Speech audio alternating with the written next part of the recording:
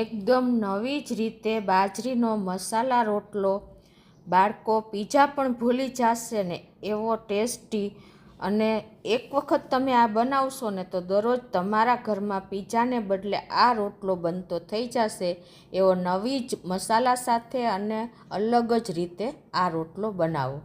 તો ચાલો આપણે બનાવવાનું ચાલુ કરીએ. હેલો ફ્રેન્ડ્સ, સુપર મેજિક રસોઈમાં મિત્રો હું આપનું સ્વાગત કરું છું.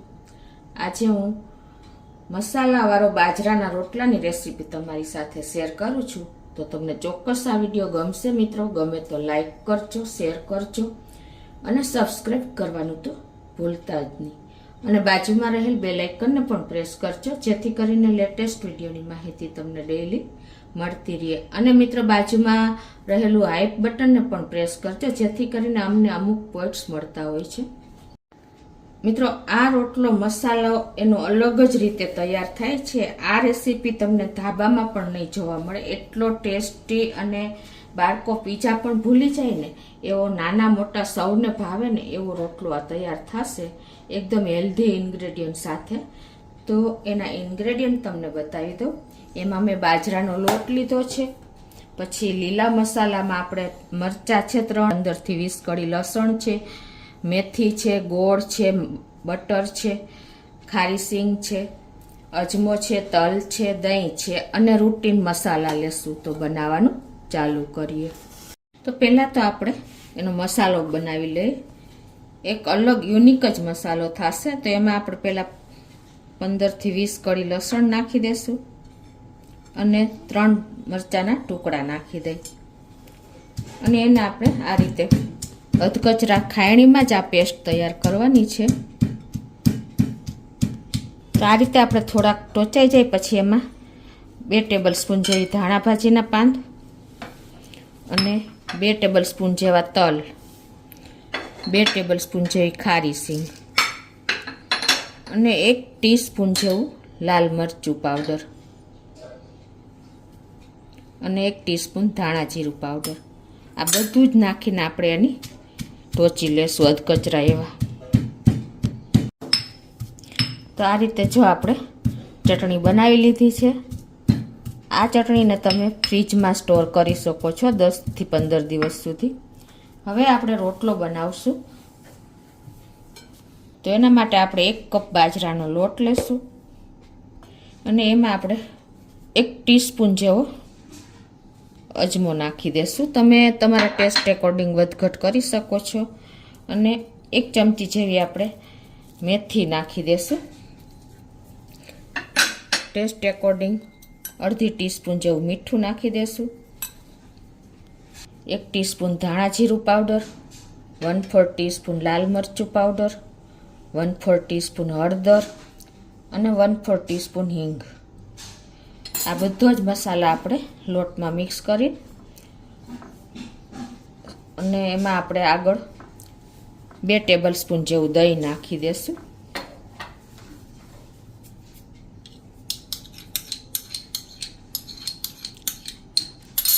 અને 1 ચમચી જેવો આપણે ગોળ નાખી દેશું. જો તમે ગળાશ ન ખાતા હો તો સ્કીપ કરી શકો છો. અને હવે આપણે રોટલા માટેનો લોટ થોડું પાણી એડ કરી અને બાંધી લેશું. આ એક અલગ જ મસાલો અને હેલ્ધી મસાલો આપણે એડ કર્યો છે. તો હવે 1 કપ લોટ છે તો કેટલું પાણી જોઈને એ તમને આગળ બતાવું. આ રીતે આપણે થોડું પાણી એડ કરીને એકદમ સરસ લોટ તૈયાર કરી લઈએ. તો આ લોટ બાંધવામાં મારે અડધો કપ જેવું પાણી જોયું છે. હવે આપણે રોટલો બનાવવો હોય ને ત્યારે હંમેશા લોટને થોડો ટીપવો પડે, એ વગર તમારો રોટલો તૈયાર ન થાય. તો આ રીતે આપણે એને ટીપી લેશું. 2 ભાગમાં, 2 રોટલા બનાવશું એટલે 2 ભાગમાં ડિવાઈડ કરી દઉં છું. તો આ રીતે જો આપણે લોટને ટીપી લીધો છે રોટલા માટેનો. આ બંને લોટની આપણે કલરમાં તમને ચેન્જીસ લાગતો હશે. જેમ ટીપશો ને એમ લોટનો કલર લાઇટ થતો જશે. આ રીતે જો તમે 2 થી 3 મિનિટ મસળશો ને, કે કમસે કમ 2 મિનિટ તો તમારે મસળવો જ પડે. પછી એને તમારે આ રીતે રાઉન્ડ શેપ આપી દેવાનો છે રોટલો બનાવવા માટે. જુઓ બેયમાં કેટલો ડિફરન્સ લાગે છે ટેક્સચરમાં અને કલરમાં. હવે આપણે પાણીવાળો હાથ કરતા જઈશું આ રીતે અને રોટલાને ઘડી લેશું. આવી રીતે પાણીવાળો હાથ તમારે બાજરાના લોટમાં કરવો પડે, નહીંતર ચીપકતો જાય.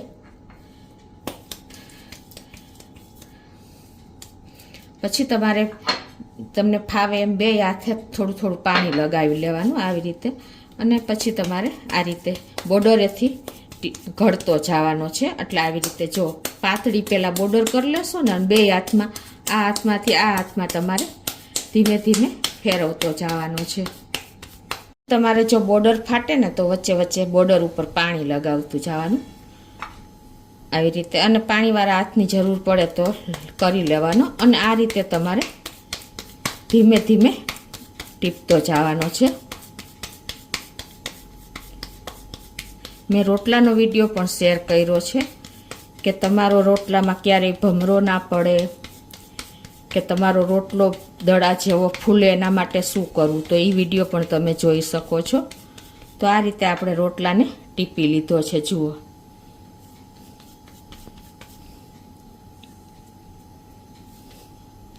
લોઢી આપણે તપવા મૂકી દીધી છે મીડિયમ ફ્લેમ ઉપર, અને એની ઉપર આપણે તેલ કે ઘી કાંઈ પણ તમારે આ રીતે પહેલાં લગાવી લેવાનું છે.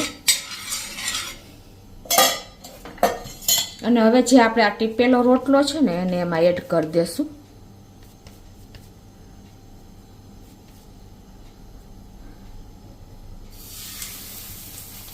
અને હવે 2 થી 3 મિનિટ આપણે એને એક સાઈડ ખાવા દઈએ.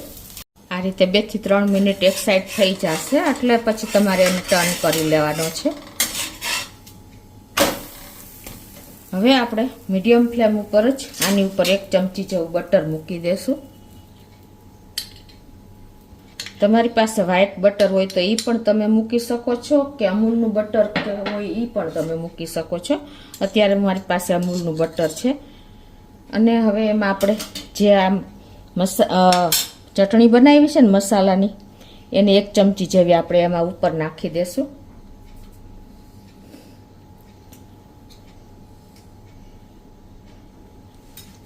અને હવે આ બેયને મિક્સ કરી લેશું. જેમ રોટલો ગરમ હોય ને એટલે મેલ્ટ થતું જશે બટર, અને એમાં આપણે ચટણી મિક્સ કરી લઈએ. આ રીતે એકદમ ટેસ્ટી આ રોટલો બનશે મિત્રો, મસાલા સાથે બટર સાથે.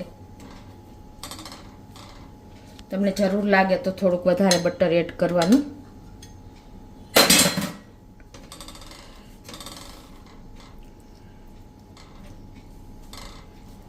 અને આ બધું જ બટર આપણે ફરતું રોટલામાં મસાલા સાથે લગાવી લેશું.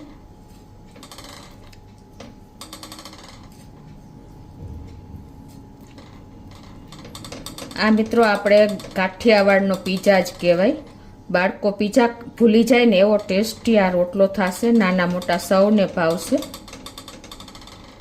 આવી રીતે મસાલો સ્પ્રેડ કરીને બટર સાથે, અને પછી તમારે થોડા થોડા આવી રીતે આકા કરી લેવાના અંદર ચપ્પેથી કે તાવીથાથી, એટલે અંદર પેસ્ટ અને બટર ઉતરશે ને એટલે એકદમ સરસ ટેસ્ટી રોટલો તૈયાર થશે.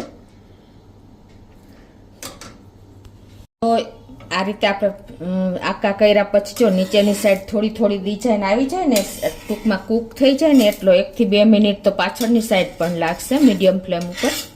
આ રીતે એને સરખો બે સાઈડ કૂક કરી લેવાનો છે. પહેલાં તો આપણે એક સાઈડ કરી જ લીધો છે. હવે આ રીતે નીચેની સાઈડ પણ જો ડિઝાઇન આવી જ ગઈ છે, એટલે હવે આપણે એને આ મસાલા માથે થોડીક ધાણા ભાજી સ્પ્રિંકલ કરી દેશું.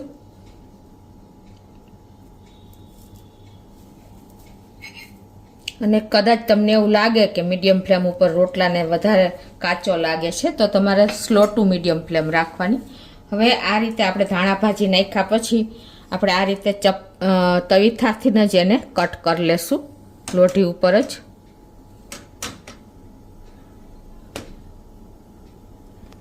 તો આ રીતે જો આપણે એને કટ પણ કરી લીધો છે વચ્ચેથી પીઝાની જેમ.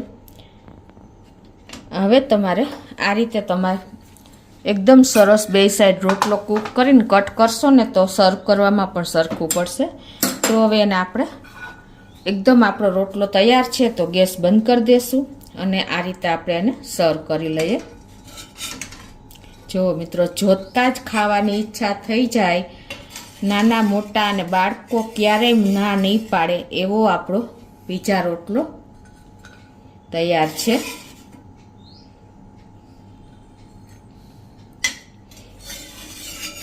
પીઝાને પણ ભૂલાવી દઈએ એવો સરસ ટેસ્ટમાં બેસ્ટ એવો તૈયાર થયો છે. તો મિત્રો આપણો મસાલા રોટલો એટલે કે પીઝા રોટલો રેડી થઈ ગયો છે. આ રોટલો તમે કોઈ પણ વસ્તુની એટલે કે શાક ચટણી કે કાંઈ પણની જરૂર નહીં પડે. તમે ઇટ ઇઝ આ જ રીતે ખાઈ શકશો ને તો પણ બધાને ભાવશે. જો તમે એકવાર બનાવી લીધો ને તો દર વખતે તમે ચોમાસું શિયાળો કે ઉનાળો એની ટાઈમ તમે બનાવી શકો છો મિત્રો. તો ચોક્કસ તમને આ વિડીયો ગમશે. ગમે તો લાઈક કરજો, શેર કરજો અને નવા મિત્રો સબસ્ક્રાઈબ કરવાનું હવે ના ભૂલતા.